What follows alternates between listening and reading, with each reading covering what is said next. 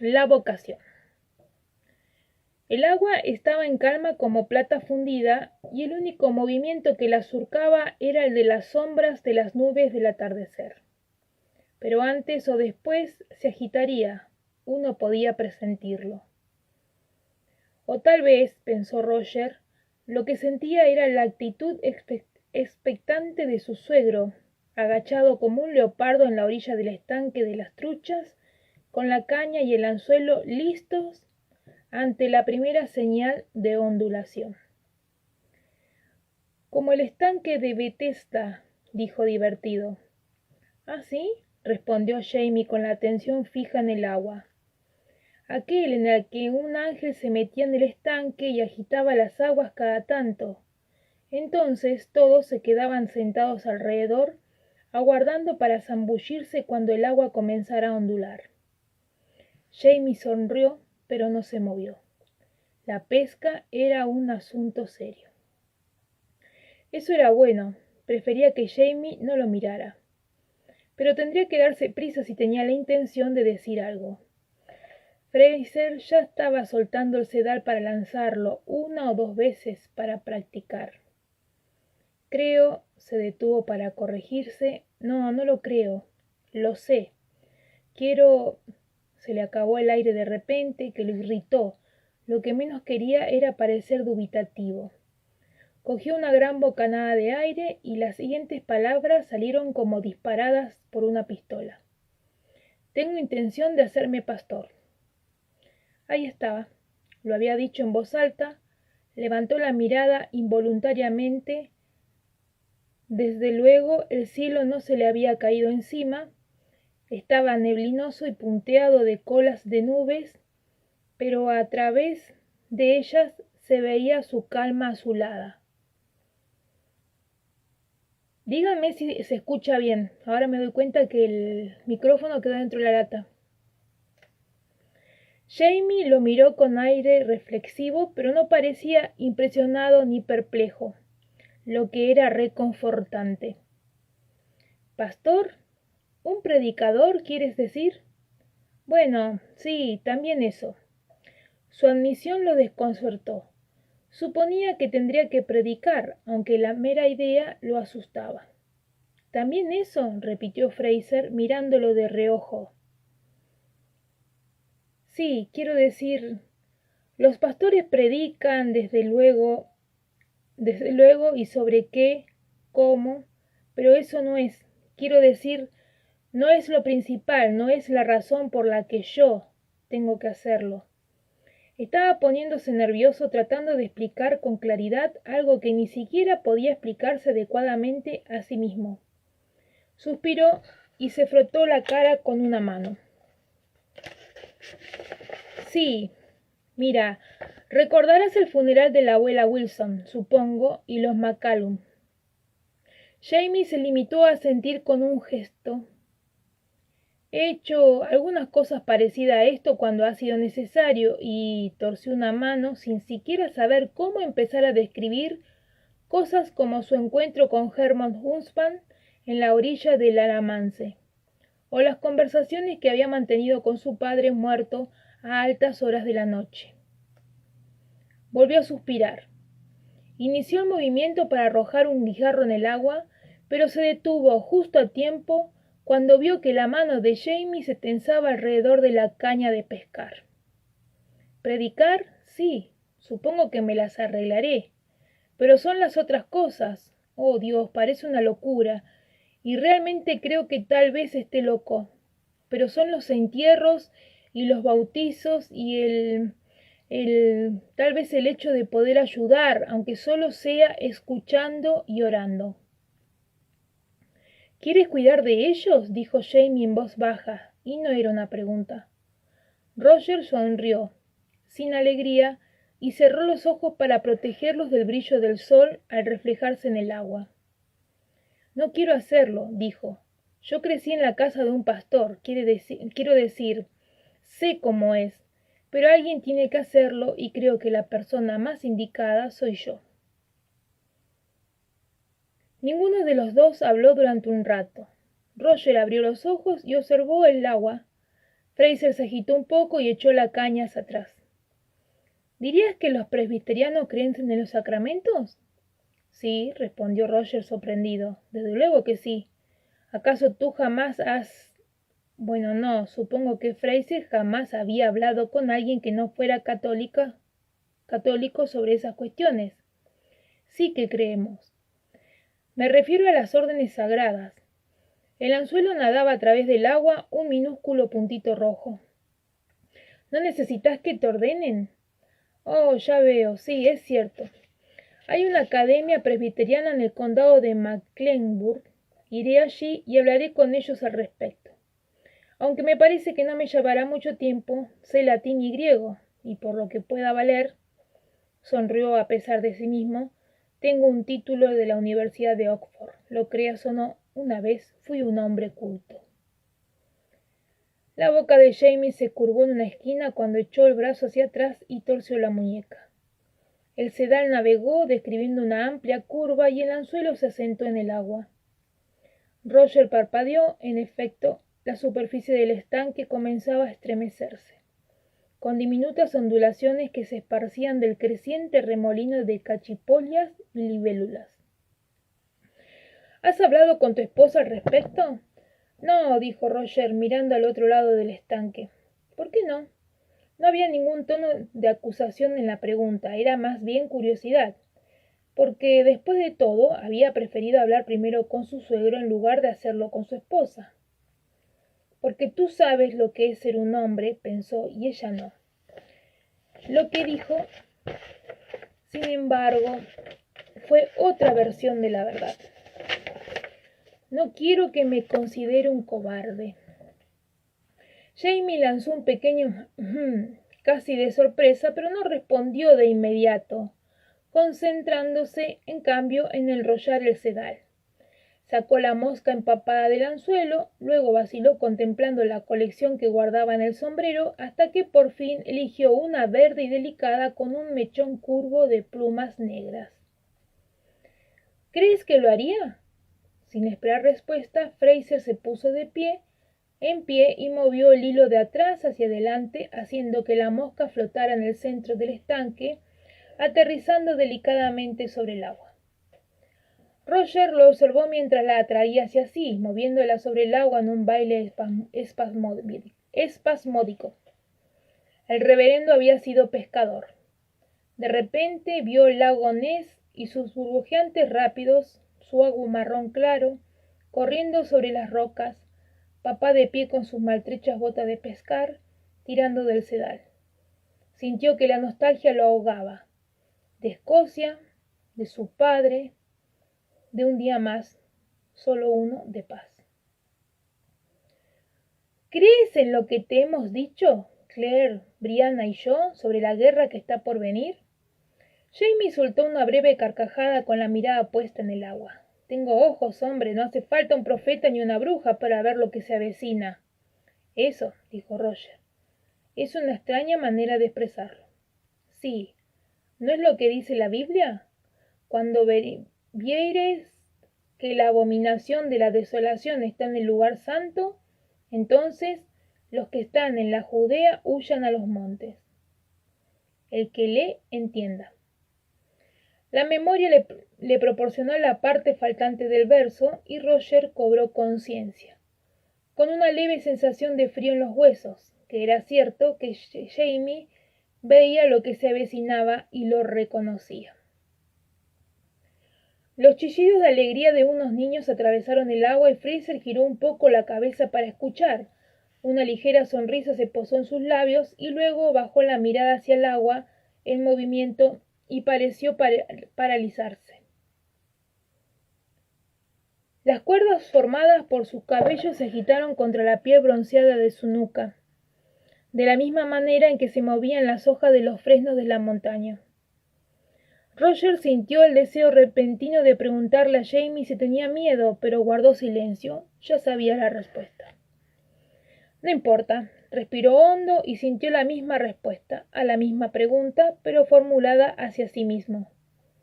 No parecía haber salido de ninguna parte, sino estar en su interior, como si él hubiera nacido con ella y lo hubiera sabido siempre. No importa, lo harás de todas formas. Permanecieron un tiempo en silencio. Jamie lanzó el hilo con la mosca verde 2 veces más, luego movió la cabeza y murmuró algo, la enrolló, la cambió por una Dunfly y volvió a lanzarla. Los niños corrieron por la otra orilla desnudos como anguilas, riendo y desaparecieron entre los arbustos. Verdaderamente extraño, pensó Roger. Estaba claro que lo sentía. Todavía no tenía la menor idea de lo que pensaba hacer exactamente. Todavía veía la nube que venía hacia ellos y no sabía mucho más sobre qué había en su interior, pero sí lo que sentía. Jamie había atrapado un pez. Recogió el sedal rápidamente y lo arrojó desplandeciente y agitándose sobre la orilla, donde le asestó un fuerte golpe con una roca antes de meterlo en la cesta. ¿Quieres hacerte cuáquero?, preguntó con seriedad. No, Roger se sorprendió. ¿Por qué lo preguntas? Jamie hizo aquel extraño y minúsculo gesto como encogiéndose de hombros a medias que utilizaba a veces cuando algo lo incomodaba, y no volvió a hablar hasta después de lanzar el hilo nuevamente. Has dicho que no querías que Brianna pensara que eras un cobarde. Yo combatí junto a un sacerdote una vez. Una comisura de su boca se movió hacia arriba con ironía. Es cierto que no es un gran espadachín, el monseñor, y que no podía acertarle a un granero con una pistola, pero le ponía bastante entusiasmo. Ah, Roger se rascó un costado de la mandíbula. Sí, entiendo a qué te refieres. No, yo no puedo combatir con un ejército, creo.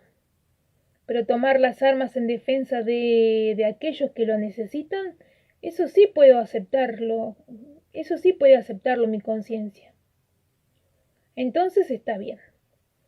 Jamie enrolló el resto del hilo, sacudió el agua de la mosca y volvió a enganchar el anzuelo en su sombrero. Dejando el sedal a un lado, buscó en la cesta y sacó una botella de cerámica. Se sentó con un suspiro, la descorchó con los dientes y le ofreció la botella a Roger. Es algo que Claire me dice cada tanto, explicó. La malta hace más de lo que Milton puede para justificar los caminos de Dios ante el hombre. Roger enarcó una ceja. ¿Has leído a Milton? Algo. Ella tiene razón. ¿Conoces los versos siguientes? La cerveza, amigo, la cerveza es lo que tienen que beber los hombres a los que les duele pensar. Una sonrisa atravesó los ojos de Fraser. Entonces, esto debe de ser whisky, dijo, solo que huele como cerveza. Estaba fría, era oscura y agradablemente amarga, y se pasaron la botella el uno al otro sin decir mucho, hasta que la cerveza se terminó. Tu esposa, dijo Jamie reflexivamente al tiempo que se levantaba y se colgaba la correa de la cesta en el hombro. ¿Sí? Roger levantó el maltrecho sombrero, orlado de anzuelos y moscas, y se lo pasó a Jamie. Este le dio las gracias y se lo puso en la cabeza. Ella también tiene ojos. Capítulo 52. El pastor de la comunidad. Las luciérnagas iluminaban la hierba y los árboles.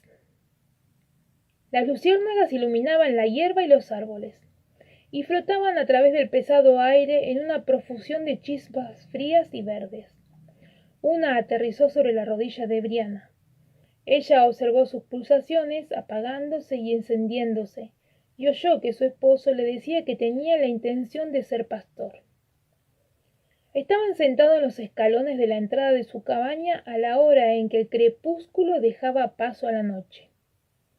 Al otro lado del gran claro resonaban desde los arbustos los chillidos de niños pequeños que jugaban, agudos y alegres, como murciélagos en cacería. Esto podrías decir algo, sugirió Roger. Tenía la cabeza vuelta hacia ella. Todavía había bastante luz para verle la cara, expectante, ligeramente nerviosa. Bueno, dame un minuto. En realidad no me esperaba algo así, ¿sabes? Eso era en parte cierto y en parte no. No cabía duda de que conscientemente no había pensado en una cosa semejante. Sin embargo, ahora que él había manifestado sus intenciones, no se sentía en absoluto sorprendida. Era menos un cambio que el reconocimiento de algo que llevaba un tiempo allí. Y, en cierta manera, era un alivio que saliera a la luz y ver de qué se trataba. Bueno, dijo después de un momento, creo que eso es bueno. ¿Lo crees? El alivio de su voz era palpable. Sí, si estás ayudando a todas esas mujeres porque te lo ha dicho Dios, es mejor que hacerlo porque preferirías pasar más tiempo con ellas que conmigo. Bree, no puedes pensar que yo. Se inclinó un poco más hacia ella y examinó su rostro con ansiedad. No lo piensas, ¿verdad? Bueno, solo en ocasiones, admitió ella. En los peores momentos, la mayor parte del tiempo no. Él parecía tan nervioso que ella extendió la mano y le acarició la larga curva de la mejilla. Su barba mal afeitada era invisible con esa luz, pero pudo sentir las suaves cosquillas que le hacía en la mano. ¿Estás seguro?, dijo en voz baja. Él asintió y ella vio cómo su garganta se movía cuando tragaba saliva. Estoy seguro. ¿Tienes miedo? Él sonrió un poco al oír eso. Sí. Yo te ayudaré, dijo Brianna. Tú dime cómo y yo te ayudaré. Él tomó un largo aliento mientras su cara se iluminaba, aunque su sonrisa delataba su preocupación. No sé cómo, replicó él. ¿Cómo hacerlo, quiero decir?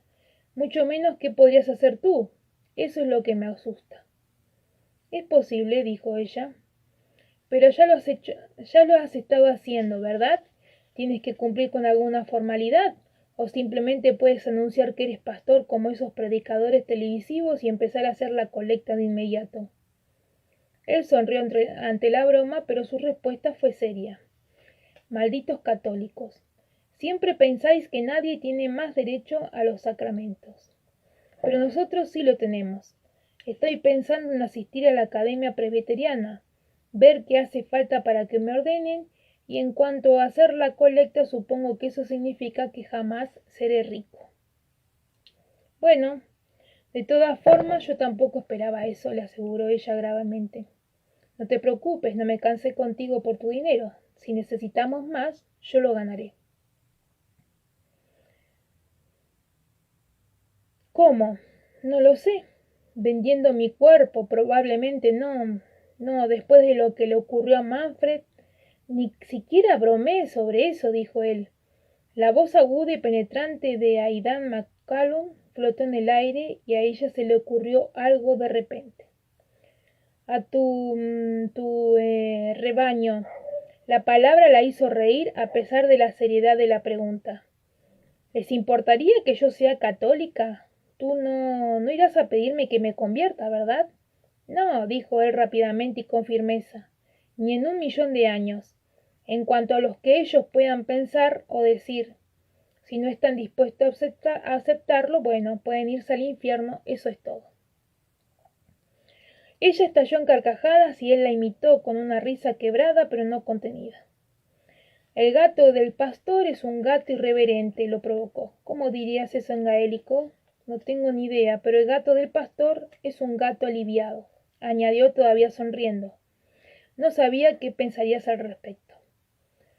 No estoy totalmente segura de lo que pienso al respecto, admitió ella, pero me doy cuenta de que tú estás feliz. ¿Se me nota? Él sonrió y la última luz del anochecer se reflejó brevemente en sus ojos, con un verde profundo y tenue. Se te nota. Estás como iluminado por dentro. Ella sintió un nudo en la garganta. Roger, no te olvidarás de mí y de Jem, ¿verdad? No sé si puedo competir con Dios. Él quedó estupefacto al oírla. No, dijo mientras su mano sujetaba la de Brianna. Jamás. Permanecieron en silencio durante un rato, con las luciérnagas descendiendo como una lenta lluvia verde y su muda canción de apareamiento iluminando la hierba, los árboles que iban oscureciéndose. La cara de Roger iba desapareciendo a medida que la luz se iba, aunque ella todavía podía ver la línea de su mandíbula en un gesto de determinación. Te lo juro, Bri, dijo. Más allá de lo que esté llamado a hacer ahora, y solo Dios sabe qué es, primero fui llamado a ser tu marido y el padre de tus hijos, por encima de todas las cosas. y siempre lo seré. Haga lo que haga, no será el precio de mi familia, te lo prometo. Lo único que quiero es que me ames, dijo ella suavemente. No por lo que yo pueda hacer o por mi aspecto o porque yo te amo, sino solo porque soy. Un amor perfecto e incondicional. Algunos te dirían que solo Dios puede amar de esa forma, pero puedo intentarlo. Oh, yo tengo fe en ti, dijo ella, y sintió que su calor le llegaba al corazón. Espero que siempre la tengas, dijo él. Levantó la mano de ella y se la llevó a los labios. Le besó los nudillos en un saludo formal con su cálido aliento contra su piel. Como para probar la resolución de su declaración anterior, la voz de Shem se elevó y descendió con la brisa del anochecer, como una sirena pequeña y urgente. «Papi, papi, papi». Roger suspiró hondo, se inclinó y la besó en un contacto momentáneo, suave y profundo. Luego se levantó para enfrentarse a la emergencia del momento. Brianna permaneció sentada un momento, escuchando. Del otro lado del claro le llegó el sonido de voces masculinas, agudas y graves. No era una emergencia. Jem quería que lo subieran a un árbol. Luego risas, el enloquecedor crujido de las hojas. Oh, por el amor de Dios, Roger también estaba en el árbol. Estaban todos allí arriba, ululando como búhos. ¿De qué te ríes, Anihiam? Su padre apareció en la noche oliendo a caballo. De todo, respondió ella, apartándose para dejarle sitio a su lado. Era cierto. Todo parecía repentinamente brillante. La luz de la vela que se colaba por las ventanas de la casa grande, las luciérnagas en la hierba, el resplandor en la cara de Roger cuando le contó su deseo. Ella todavía podía sentir el roce de su boca en la suya, le hervía en la sangre. Jamie extendió la mano y atrapó una luciérnaga al vuelo. La sostuvo un momento en el oscuro hueco de su palma, donde se apagaba y se encendía con una luz fresca que se le colaba entre los dedos. A lo lejos, ella oyó un breve fragmento de la voz de su madre que llegaba a través de la ventana abierta. Claire estaba cantando Clementine. Ahora los muchachos y Roger estaban aullando a la luna, aunque ésta no era más que una pálida hoz en el horizonte. Brianna sintió que el cuerpo de su padre también se sacudía con una risa muda. Me recuerda a Disneylandia, dijo ella por un impulso. ¿Ah, sí? ¿Dónde queda eso? Es un parque de atracciones para niños, añadió, sabiendo que si bien había parques de atracciones en lugares como Londres y París, estos eran exclusivamente para adultos.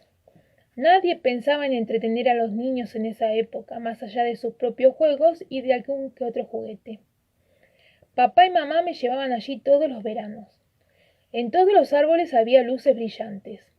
Las luciérnagas me lo han recordado. Jamie abrió la mano, la luciérnaga, libre de repente, palpitó una o dos veces, luego abrió las alas con un diminuto zumbido y se elevó en el aire.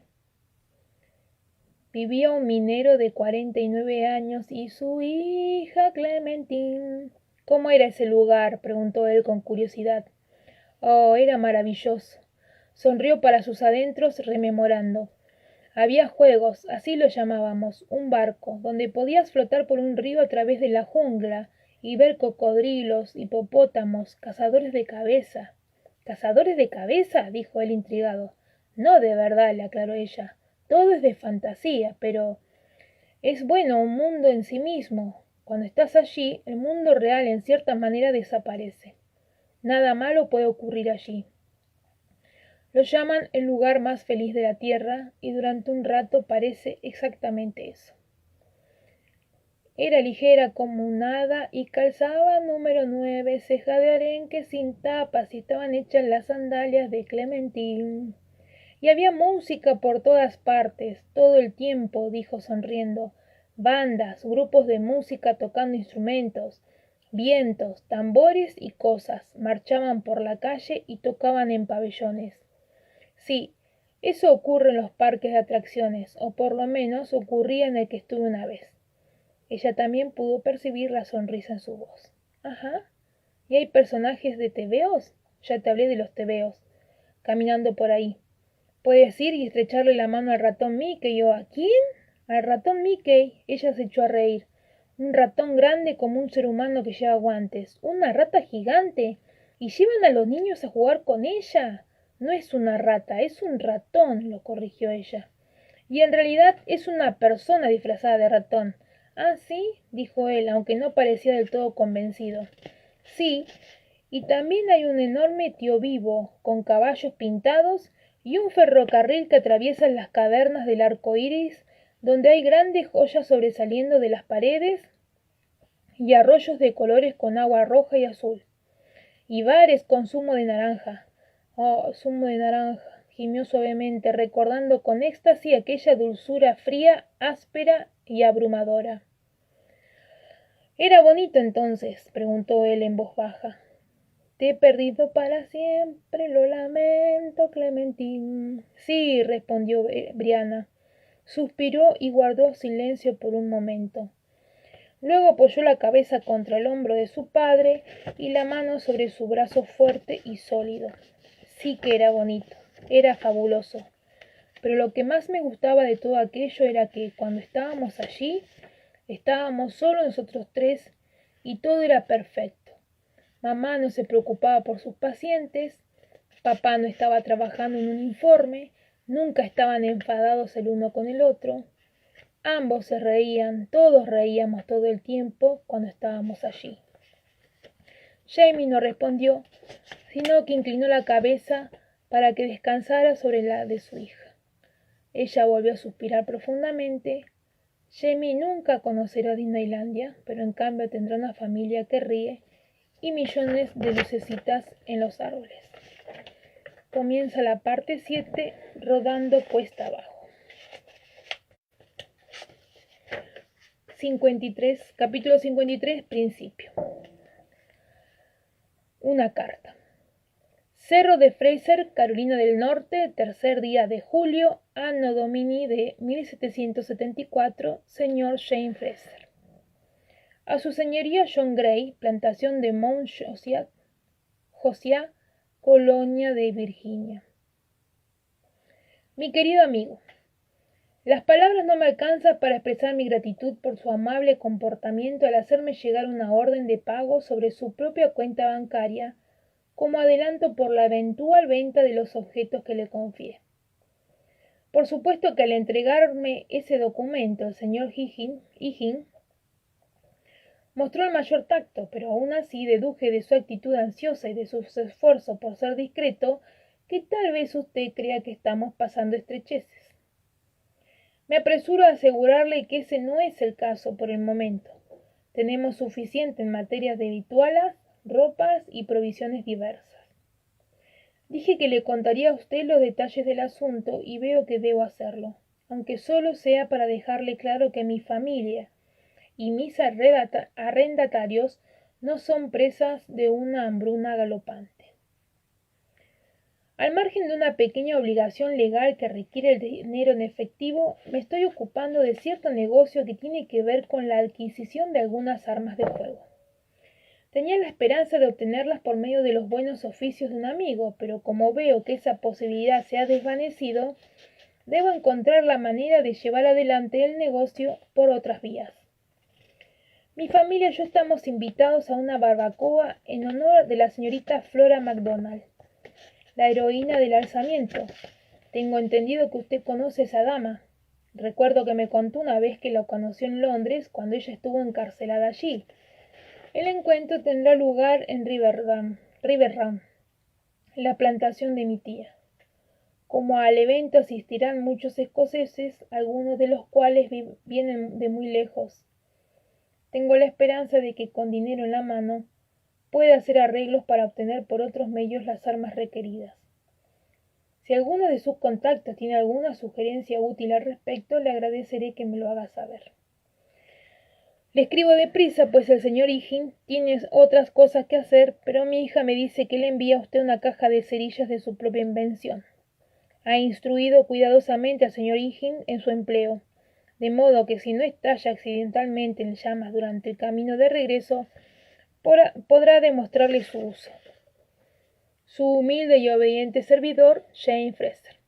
Postdata. Necesito 30 mosquetes con tanta pólvora y munición como sea posible. No es necesario que sean último modelo, pero deben estar bien conservados y funcionar correctamente. ¿Otras vías? Dije mientras miraba cómo enarenaba la carta antes de doblarla. ¿Te refieres a contrabandistas? Y de ser así, ¿estás seguro de que Lord John entenderá lo que quieres decir? A eso me refiero, y sí, lo entenderá, aseguró Jamie. Conozco algunos contrabandistas que introducen esa clase de artículos por los Outer Banks, pero los que él conoce deben de ser los que entran por Roanoke. Allí hay más actividad debido al bloqueo de Massachusetts. Las mercaderías entran por Virginia y van al norte por tierra. Cogió una vela de cera de abejas a medio quemar de la repisa, la acercó a las ascuas del hogar y luego vertió un charco de blanda cera parda sobre el pliegue de la carta. Me incliné y presioné la cera tibia con mi alianza, dejando la marca en ella. Maldito Manfred McGillivray, dijo Jamie sin especial vehemencia. Me costará el triple y deberé obtenerlas de un contrabandista. Pero aún así preguntarás por él, en la barbacoa, digo. Flora MacDonald, la mujer que había salvado a Carlos Estuardo de los ingleses después de Culloden, vistiéndolo con ropa de mujer y llevándolo a un encuentro con los franceses en la isla de Skye, era una leyenda viviente para los Highlanders, y su reciente llegada a las colonias había originado un gran revuelo. Las noticias habían llegado incluso al cerro. Todos los escoceses conocidos del valle de Cape Fear y unos cuantos más de aún más lejos estarían presentes en la barbacoa que se celebraría en su honor. No habría mejor ocasión que esa para hacer correr la voz sobre un joven que había desaparecido. Por supuesto que lo haré, Sassenach. ¿Qué te crees que soy? Creo que eres muy amable, le dije besándole la frente, aunque un poco temerario. Y creo que te cuidaste de decirle a Lord John para qué necesitas 30 mosquetes. Por supuesto que lo haré, Sassenach. Perdón, iba a repetir de vuelta. Soltó un pequeño bufido. Ni yo mismo estoy seguro, Sassenach. ¿Qué quieres decir con eso? Pregunté sorprendida. ¿No tienes intención de dárselos a Pájaro después de todo? No contestó enseguida, sino que se encogió de hombros, tendió la mano hacia la pila de periódicos y libros contables y sacó un papel que me alcanzó. Era una carta de John Ash, que como él había sido comandante de la milicia durante la guerra de la regulación. El cuarto párrafo. Busqué el lugar indicado y sentí un leve estremecimiento premonitorio. Se propone la creación de un congreso continental en el que participen delegados de cada una de las colonias, leí. La Cámara Baja de la Asamblea de Connecticut ya ha dado paso para postular a los suyos, que actuarán mediante comités de correspondencia. Algunos caballeros que usted conoce bien proponen que Carolina del Norte haga lo mismo, y se reunirán a mediados de agosto para ocuparse de ello. Amigo mío, me gustaría que se nos uniera, pues estoy convencido de que su corazón y su mente deben de estar con nosotros en lo que respecta a la libertad. Sin duda que un hombre como usted no es un amigo de la tiranía. Algunos caballeros que usted conoce bien, repetí haciendo a un lado la carta. ¿Sabes a quién se refiere? Podría adivinarlo. Mediados de agosto, dice. ¿Crees que será antes o después de la barbacoa? Después. Uno de los otros me comunicó la fecha del encuentro. Será en Halifax. Dejé la carta. Era una tarde quieta y calurosa y el delgado lino de mi camisa estaba húmedo como la palma de mis manos. ¿Uno de los otros? Repetí. Del comité de correspondencia. Por supuesto, sentí. Podrías habérmelo dicho. Como era de esperar, Jamie había encontrado la forma de introducirse en el comité de correspondencia de Carolina del Norte, el centro de intriga política donde se estaban sembrando las semillas de la rebelión. Mientras hacía ver que desempeñaba su cargo de agente para asuntos indios de la corona británica, ocupándose de armar a los indios para sofocar justamente esas semillas de la rebelión. Mirá, Sassenach, dijo. Esta es la primera vez que me piden que me reúna con ellos. Ni siquiera lo habían hecho en privado. Ya veo, comenté en voz baja. ¿Irás? Ah, ha llegado el momento. El momento de dar el salto, de declararse abiertamente Whig, aunque aún no rebelde. El momento de cambiar su lealtad pública a riesgo de ser señalado como traidor. Otra vez. Suspiró profundamente y se frotó el cabello con las manos. No lo sé, dijo al fin. Faltan 2 años, ¿no? El 4 de julio de 1776. Eso es lo que dijo Brianna. No. Faltan 2 años para que declaren la independencia, pero la lucha ya debe de haber comenzado. Para esa fecha será demasiado tarde. Contempló las cartas extendidas sobre el escritorio y meneó la cabeza con aire sombrío. Sí, tendrá que ser pronto entonces. Tal vez se pueda hacer de una manera relativamente segura, dije titubeando. Eso que me contaste de que Henderson está comprando tierras en Tennessee. Si nadie lo detiene a él, no veo por qué ningún integrante del gobierno tenga que inquietarse lo suficiente como para venir aquí a procurar expulsarnos por la fuerza. Y sin duda que no lo harán si se enteran de que lo único que hiciste fue reunirte con los Whig locales. No es el gobierno lo que me preocupa, Sassenach, es la gente que tenemos cerca. No fue el gobernador el que colgó a los O'Brien y les quemó la casa, ¿entiendes?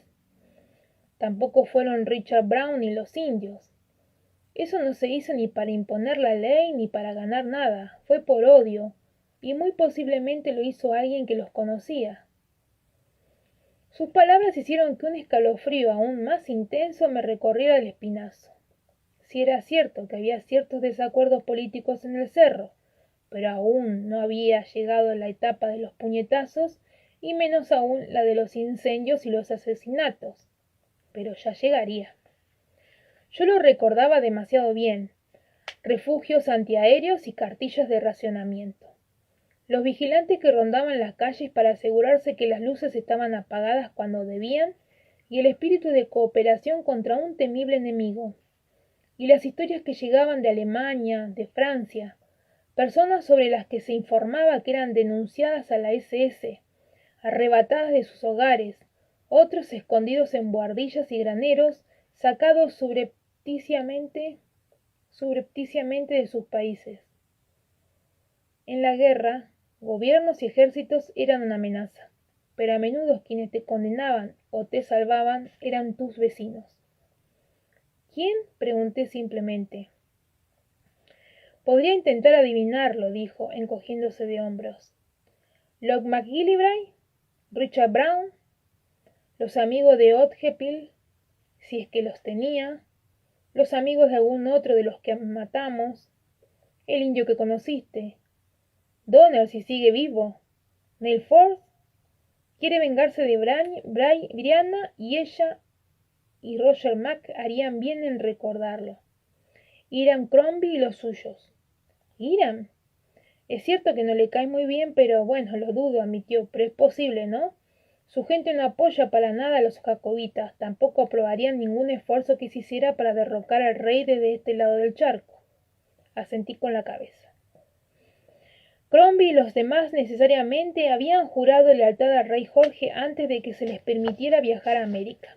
También Jamie necesariamente debía de haber hecho ese mismo juramento como condición para ser indultado, y aún más necesariamente debía romperlo, pero ¿cuándo? Dejó de tamborilear con los dedos, se quedaron inmóviles sobre la carta.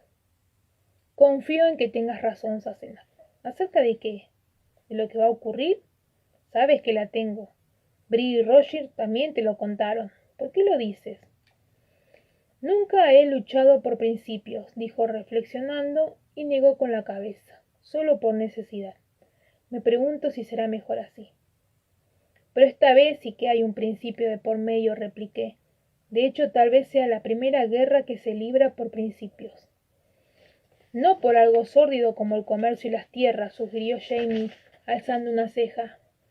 No digo que el comercio y la tierra no tengan nada que ver, repuse preguntándome en qué momento preciso me había vuelto defensora de la Revolución Americana. Pero va mucho más allá de eso, ¿no te parece? Sostenemos como evidentes estas verdades, que todos los hombres son creados iguales, que son dotados por su creador de ciertos derechos inalienables, que entre estos están la vida, la libertad y la búsqueda de la felicidad. ¿Quién dijo eso?, preguntó interesado. Lo dirá Thomas Jefferson, en nombre de la nueva república. Se llamará la Declaración de la Independencia. ¿Todos los hombres?, repitió. ¿Crees que incluye a los indios en esa definición? Y no sabría decirlo, respondí, bastante irritada de que me pusieran ese brete. No lo conozco. Si me lo presentan, se lo preguntaré. ¿Te parece? No tiene importancia. Ya se lo preguntaré. Tendré ocasión de hacerlo. Y mientras no llegue ese momento, se lo preguntaré a Briana. Me dirigió una mirada, pero en lo que respecta a principios, Asenac se reclinó en su silla, cruzó los brazos sobre el pecho y cerró los ojos. Aunque solo 100 de nosotros quedaran con vida, recitó con precisión, nunca, bajo ninguna condición, regresaremos al dominio inglés. En verdad, no luchamos por la gloria, la riqueza ni los honores, sino por la libertad, solo por ella a la que ningún hombre honesto renuncia sino al morir. La declaración de Arbroath, dijo abriendo los ojos, escrita hace unos 400 años, de modo que principios, ¿no? Se incorporó, pero se quedó en pie junto a la maltrecha mesa que usaba de escritorio, contemplando la carta de Ashley. En lo que respecta a mis principios, dijo como para sí mismo, pero entonces me miró, sí, creo que tengo la intención de darle los mosquetes a Pájaro. Aunque tal vez tenga ocasión de arrepentirme y dentro de 2 o 3 años me encuentre con que esas armas me apuntan a mí. Pero los tendrá, y hará con ellos lo que mejor le parece para defenderse a sí mismo y a su pueblo. El precio del honor, ¿verdad? Me miró con el fantasma de una sonrisa. Considéralo un pago por la sangre derramada. Capítulo 54. La barbacoa de Flora MacDonald. Plantación River Run, 6 de agosto de 1774. ¿Qué podía decirle a un ícono? O, para el caso, al esposo de un ícono. Oh, me desmayaré, sé que lo haré. Rachel Campbell agitaba su abanico con suficiente fuerza como para crear una brisa perceptible. ¿Qué le diré? Buenos días, señora MacDonald, sugirió su marido con el asomo de una leve sonrisa en una comisura de su boca marchita. Rachel le soltó un golpe con el abanico que él esquivó riendo. Por más que le llevara 35 años, Farquhar Campbell trataba a su esposa de una manera informal y burlona, y no se correspondía con la habitual dignidad de su porte. Me desmayaré, volvió a declarar Rachel, quien evidentemente estaba decidida a emplear ese recurso como estrategia social. Bueno, por supuesto que debes hacer lo que mejor te parezca, dije.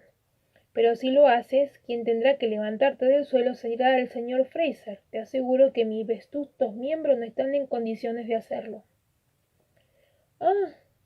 Rachel le echó una rápida mirada a Jamie, que le sonrió antes de ocultar su rubor detrás del abanico.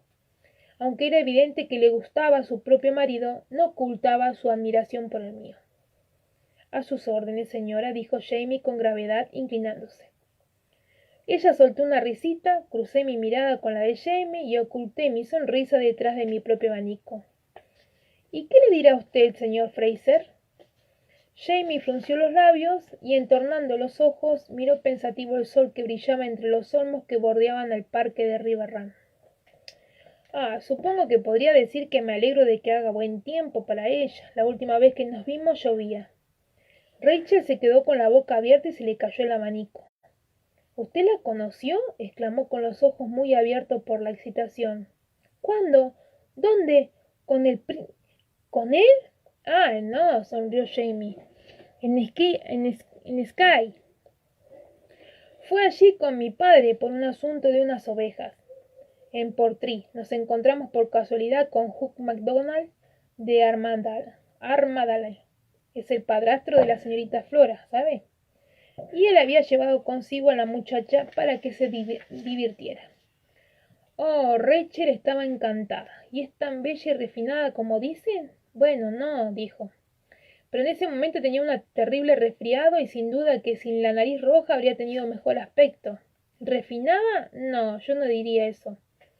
Me arrebató un pastel que tenía en la mano y se lo comió. ¿Y qué edad tenían ambos en ese momento? Pregunté al ver que la boca de Rachel adoptaba una expresión horrorizada. Tal vez unos 6 años o 7, ni siquiera lo recordaría si no fuera porque le di un puntapié en la espinilla cuando me quitó el pastel y ella me tiró del pelo. Rachel comenzó a insistirle a Jamie para que le contara más anécdotas, insistencia que él desviaba con bromas. Por supuesto que había venido preparado para la ocasión. Todos los presentes intercambiaban historias humorísticas, admirativas, nostálgicas acerca de los días anteriores a Culloden. Era curioso que la derrota de Carlos Estuardo y su ignominiosa huida fueran los que habían hecho una heroína de Flora MacDonald, y lo que unía a estos exiliados de los Highlands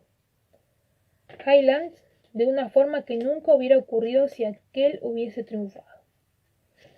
Pensé que de pronto que lo más probable era que Carlos siguiera con vida en Roma, matándose en silencio con la bebida. Sin embargo, a fines prácticos, hacía mucho que había muerto para todos aquellos que lo amaban o lo odiaban. El ámbar del tiempo lo había sellado para siempre en ese momento definitorio de su vida. Bliade Tearlach.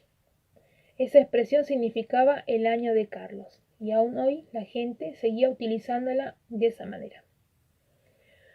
Por supuesto que lo que provocaba toda esa fusión de sentimientos era la llegada de Flora. Qué extraño para ella, pensé con una punzada de compasión y me pregunté por primera vez qué diantre podría decirle.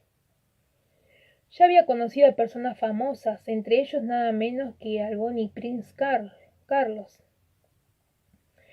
Pero siempre había sido cuando ellos y yo misma vivíamos nuestra existencia normal, cuando aún no había pasado por los eventos que lo harían famosos, y cuando por tanto todavía eran personas como las demás. La excepción era Luis, pero claro, él era el rey. Hay cierta norma de etiquetas para tratar con los reyes, ya que al fin y al cabo nadie se aproxima a ellos como si fueran personas normales, ni siquiera si... Abrí mi abanico con un chasquido, sintiendo que una caliente oleada de sangre me inundaba el rostro y el cuerpo. Respiré hondo, procurando no abanicarme de forma tan frenética como Rachel, aunque deseaba hacerlo. En todos los años transcurridos desde que tuvieron lugar, nunca había recordado de manera específica esos 2 o 3 minutos de intimidad física con Luis de Francia. Dios sabía que no lo había hecho deliberadamente ni tampoco por accidente. Sin embargo, el recuerdo había penetrado en mí y de manera tan repentina como una mano que hubiese salido de entre la multitud para agarrarme del brazo. Agarrarme del brazo, levantarme la falda y penetrarme de una forma mucho más invasora y chocante que la experiencia misma. El aire que me rodeaba estaba impregnado de olor a rosas y oí el crujido de mi Iñaki cuando Luis cargó su peso sobre él. Oí su suspiro de placer. La habitación estaba a oscuras, solo lo alumbraba una vela. Titiló en el límite de mi campo visual, luego la apagó el hombre que estaba entre mis. Por Dios, Claire, ¿te encuentras bien?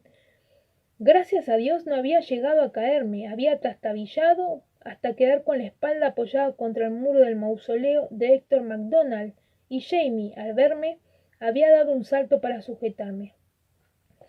Suelta, dije sin aliento pero imperativa. Suéltame. Percibió la nota de horror en mi voz y aflojó la presión, pero no quiso soltarme del todo por temor de que fuera a caerme. Con la energía que da el pánico, me incorporé y me solté. Seguía oliendo a rosas. Cuando volví en mí, me di cuenta de que estaba de pie junto a un gran escaramujo de color amarillo, al que un soporte ayudaba a trepar por el mármol blanco del mausoleo. Saber que las rosas eran de verdad era un consuelo, pero seguía sintiendo que estaba de pie, sola, al borde de un vasto abismo. Jamie estaba lo suficientemente cerca como para que pudiera tocarlo, pero era como si se encontrara a una distancia inconmensurable. Entonces él me tocó y pronunció mi nombre, y la brecha que nos separaba se cerró tan repentinamente como se había abierto. ¿Qué ocurre, Inigia? Susurró estrechándome contra su pecho. ¿Qué te ha asustado? Nada, dije, experimentando una abrumadora sensación de alivio al darme cuenta de que estaba a salvo y en el presente. Luis había regresado a las sombras y volvía a ser solo un recuerdo desagradable pero inofensivo. La agobiante sensación de violación, de dolor, de pérdida, de aislamiento retrocedió, y ya no era más que una sombra en mi mente. Lo mejor de todo era que Jamie aún estaba ahí, sólido, físico, no lo había perdido. Otras personas se apiñaban en torno a nosotros, curiosas, solícitas. Rachel me abanicaba con entusiasmo y la brisa que producía me calmaba. Estaba empapada en sudor, lo que hacía que se me adhirieran mechones de pelos al cuello. Estoy muy bien, murmuré, repentinamente abochornada. Solo me ha mareado un poco. Hace calor. Se alzó un coro de voces que se ofrecían para ir a buscarme vino, un vaso de poncho, limonada, pero yo preferí la petaca de whisky y que Jamie sacó de su faltriquera.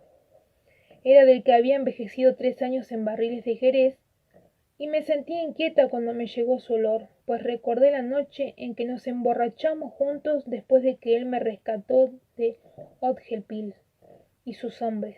Dios mío, es que iba a ser arrojada de vuelta a aquel pozo. Pero no fue así. El whisky me proporcionó una sensación cálida y reconfortante, y con el primer sorbo me sentí bien. Revivir el pasado había oído a mis colegas de profesión debatir sobre ese fenómeno, discutiendo sobre si era lo mismo que el trauma de haber vivido una guerra. Y, en caso de que así fuera, si existía de verdad o si simplemente debía ser considerado como un estado causado por los nervios. Me estremecí un poco y bebí otro trago. Era indudable que existía.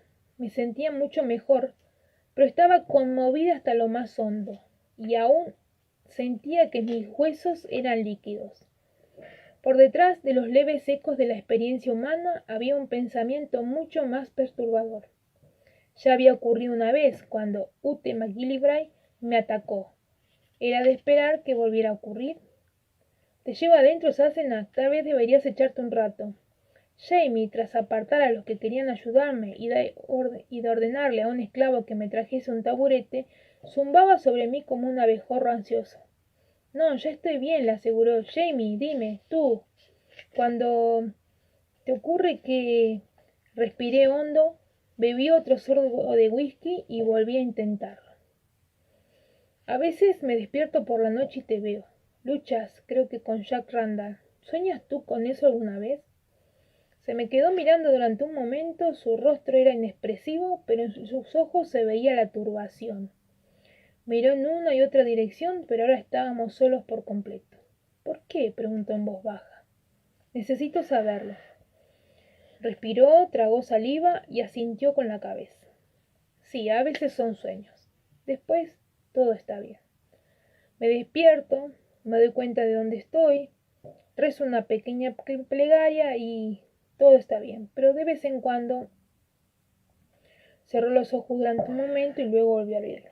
Estoy despierto, pero sin embargo estoy ahí con Jack Randall. Ah, suspiré sintiéndome al mismo tiempo terriblemente triste por él y, en cierto modo, tranquilizada. Entonces no me estoy volviendo loca. ¿Tú crees? Dijo secamente. Bueno, me alegro de oírlo, Sassenach. Me miró con detenimiento como para asegurarse de que no iba a desplomarme, y tocándome el hombro con un breve quédate aquí, se marchó. No fue lejos, solo hasta las mesas dispuestas bajo los árboles en el límite del parque. Sin prestar atención a los esclavos que disponían la comida para la barbacoa, cogió algo de un pequeño cuenco. Regresó y se inclinó para agarrarme la mano. Se frotó los dedos unos contra otros, dejando caer una pizca de sal en mi palma abierta. Listo, susurró. Consérvala contigo. Sea quien fuere, no volverá a molestarte. Cerré la mano sobre los granos húmedos, sintiéndome absurdamente reconfortada. Nadie como un Highlander para saber exactamente qué hacer ante un caso de fantasmas a plena luz del día. Dicen que la sal mantiene a los fantasmas en sus tumbas, y aunque Luis aún viviera, el otro hombre, ese peso aplastante en la oscuridad, sin duda había muerto.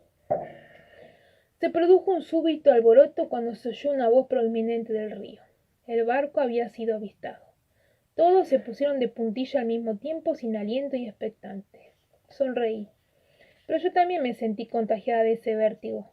Entonces comenzaron a sonar las gaitas y las lágrimas no derramadas volvieron a cerrarme la garganta.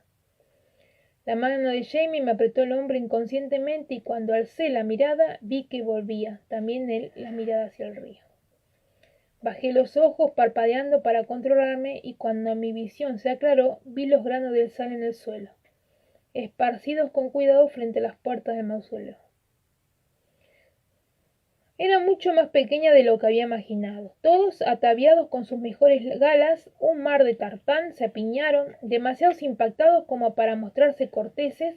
Logré ver la parte superior de su cabeza.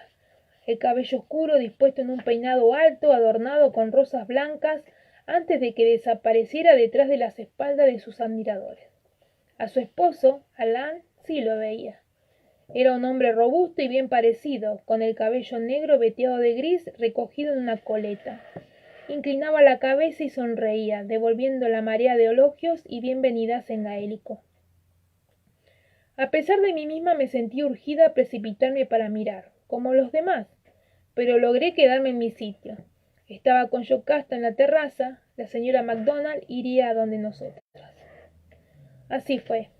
Jamie y Duncan se abrían paso con firmeza por entre la muchedumbre, formando una cuña encabezada por Ulises, el mayordomo negro de Yocasta. ¿De verdad es ella?, murmuró Brianna pegada a mi hombro. Es más pequeña de lo que creía. Oh, es una pena que Roger no esté aquí. Se moriría por verla. Roger estaba pasando un año en la Academia Presbiteriana de Charlotte, donde examinaban sus calificaciones para la ordenación.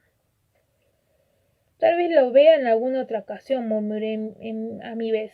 Parece que ha comprado una plantación cerca de Barbecue Creek, junto a Mount Pleasant, y permanecerían en la colonia durante al menos 1 o 2 años, pero no lo dije en voz alta. La gente de allí solo sabía que los MacDonald habían emigrado de manera permanente. Pero ya había visto la alta piedra conmemorativa en Skye, donde Flora MacDonald había nacido y donde algún día moriría desilusionada con América. Aquella no era la primera vez que me encontraba con alguien cuyo destino ya conocía, pero siempre era una experiencia perturbadora. La multitud se abrió y apareció ella, saludando a Jamie entre risas. Él la cogió del brazo, la guió hasta la terraza e hizo un gesto en dirección a mí. Ella levantó la mirada con un gesto de expectativa, me miró directamente a los ojos y parpadeó. Durante un momento su sonrisa se desvaneció. La recuperó al cabo de un instante, pero el episodio me hizo preguntarme qué habría visto en mi cara. De todas formas se volvió para saludar a Yocasta y presentar a sus hijas ya mayores, Anne y Fanny, así como a un cuñado y a su propio marido. Para el momento de las presentaciones era perfectamente dueña de sí misma y me saludó con una sonrisa encantadora y gentil. Señora Fraser, estoy tan contenta de conocerla al fin. He oído tantas cosas sobre su bondad y sus habilidades que confieso que estoy impresionada de estar ante usted. Lo dijo con tanta calidez y sinceridad, mientras me tomaba de las manos, que no pude por menos que responder a ellas, a pesar de que para mis adentros me preguntaba con cinismo quién le habría hablado de mí. Tuve el honor de que me presentaran al doctor Fentiman en el baile de que se dijo con tanta... Perdón, me están llamando por teléfono. Tuve el honor de que me presentaran al doctor Fentiman en el baile que se celebró en Wilmington para recaudar fondos para nosotros.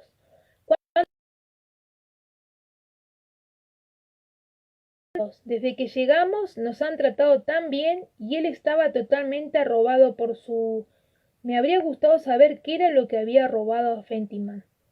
Un cierto recelo marcaba nuestras relaciones, pero en ese momento su marido le habló al oído, inclinándole que fuera a conocer a Farquhar Campbell y a otros destacados caballeros. Y lamentándolo con una mueca me estrechó las manos y partió, luciendo una vez más su brillante sonrisa pública. Ajá, acotó en voz baja Bree. Por fortuna para ella, aún conserva casi todos sus dientes. De hecho, eso era exactamente lo que yo estaba pensando y reí, fingiendo con rapidez un ataque de tos al ver que Yocasta volvía rápidamente la cabeza hacia nosotras. Así que es esa. El joven Iam apareció de mi otro lado, contemplaba al invitado de honor con una expresión de profundo interés. Se había vestido para la ocasión, con kilt, chaleco y chaqueta. Llevaba el cabello recogido en una coleta y hubiera mostrado un aspecto de lo más civilizado de no haber sido por los tatuajes que se entrecruzaban entre sus pómulos y el puente de la nariz. Es ella, asintió Jamie. Fiona Gall, la que es bella. Había una nota de nostalgia en su voz y lo miré sorprendida. Bueno, así se llama en realidad, dijo con suavidad. Fiona Gall. Solo los ingleses la llaman Flora.